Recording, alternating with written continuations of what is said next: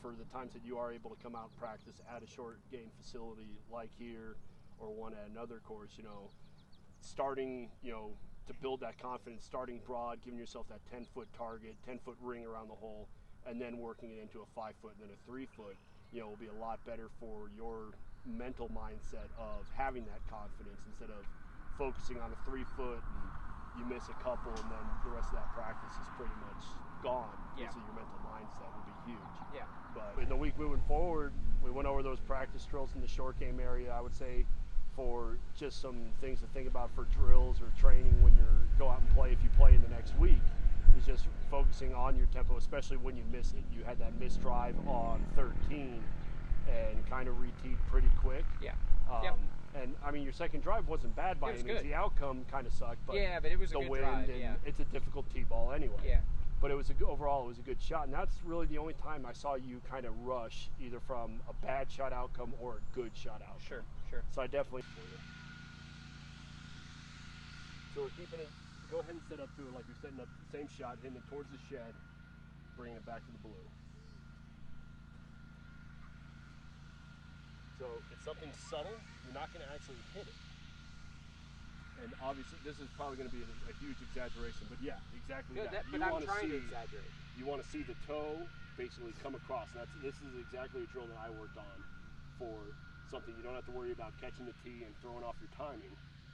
But something while you're focusing on the ball, you can still see your club cover the tee or come close to it. Sure. So go ahead and set up to it.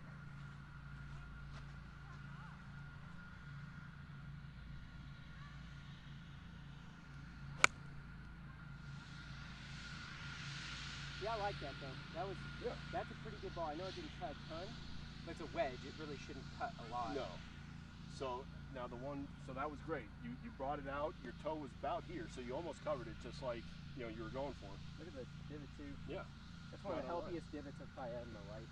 I mean, seriously, usually the divots for me are toe down. Oh yeah. Thin to thick, and then back to thin. Yeah. So one thing that I've realized in doing this, I'm getting more square. And you can see, look at that divot. I mean, oh yeah, that's your whole club for the entire thing. That's the whole club, and so because of my steep down angle, I'm able to match it up. Whereas before, I almost was like fighting it. So it's steep, yet I'm going to try and drag it from the inside, and end up catching. And that's why I get toe. So if you look. For the club fitting lesson, numerous learning aids were used in order to better assist us in making sure that the lesson was conducted with the students' needs and interests in mind.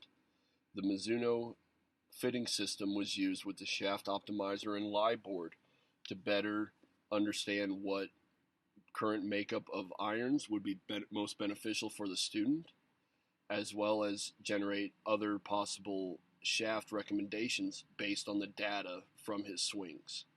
The Foresight system was used in order to have a better understanding of the numerical data for each shot for what club and shaft setup worked best for the student.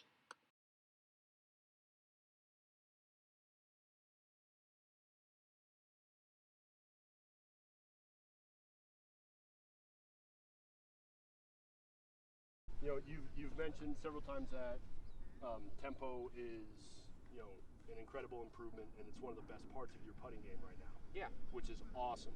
But practicing and with the amount that you do practice, it's always something to just key on. So we have the simple ladder drill. You've seen this a bunch of times. You've done it a bunch of times. You've probably prescribed it. I've never done it this tight. I've done about half. Like if you took out every other. Okay. That's so you usually do 2 foot intervals. Yeah. Okay. Well, those are probably 6-inch. Yeah, I mean they're tighter than I normally do for sure. I would usually go more one in between, but that's a good thing, right? Practice small and get better, right? So, we had just talked about the ways that you would do this or you would recommend this drill with. If you start short to long, essentially as soon as you figure out that short putt, you're able to just build on that, and it creates a little bit of easiness to it. Yeah. So you said you prefer to go long to short. That way it's more of a feel, especially on that first putt. Yeah. Sometimes I try and mix it up. Okay. Just like call one. Random shots, whatever. I think that's always nice too, because you're not just trying to base off the last one.